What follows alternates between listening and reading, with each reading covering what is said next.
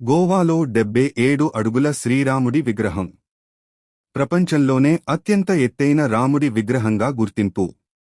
Statue of unity, శిల్పి రామ్ సుతార్ రూపకల్పన. ఉడిపిలో 1,00,000 కంఠ గీతా పారాయణంలో పాల్గొన్న ప్రధాని.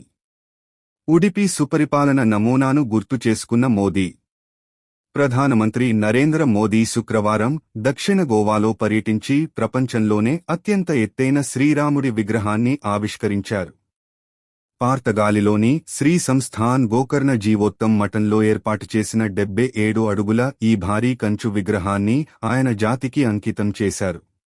విగ్రహావిష్కరణ అనంతరం ప్రధాని మఠంలోని ఆలయాన్ని సందర్శించి ప్రత్యేక పూజలు నిర్వహించారు. ఈ కార్యక్రమం అత్యంత భక్తిశ్రద్ధలతో, వేద మంత్రోచ్చారణల మధ్య జరిగింది. గుజరాత్లోని స్టాచ్యూ ఆఫ్ యూనిటీ, ఐక్యతా విగ్రహం రూపశిల్పి రామ్ సుతార్ ఈ శ్రీరాముడి విగ్రహాన్ని అత్యద్భుతంగా తీర్చిదిద్దారు. ఎంతో ఘన చరిత్ర కలిగిన గోకర్ణ జీవోత్తమ్ మఠం భారతదేశంలోని పురాతన మఠాల్లో ఒకటిగా గుర్తింపు పొందింది. ఆధ్యాత్మిక, సాంస్కృతిక, సామాజిక సేవలో ఈ మఠం పాత్ర ఎనలేనిది. ముఖ్యంగా సారస్వత బ్రాహ్మణ సమాజంలో ఈ మఠానికి విశిష్ట స్థానం ఉంది. మఠం స్థాపించి 550 ఏళ్లు పూర్తయిన సందర్భంగా నవంబర్ 27 నుంచి డిసెంబర్ 7 వరకు ప్రత్యేక ఉత్సవాలు నిర్వహిస్తున్నారు.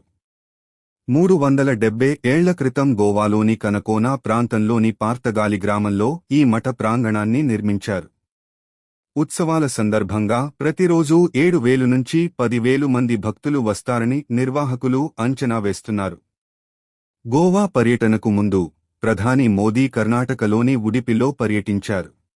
ఉడిపి శ్రీకృష్ణ మఠంలో నిర్వహించిన 1,00,000 కంఠ గీతా పారాయణం కార్యక్రమంలో ఆయన పాల్గొన్నారు.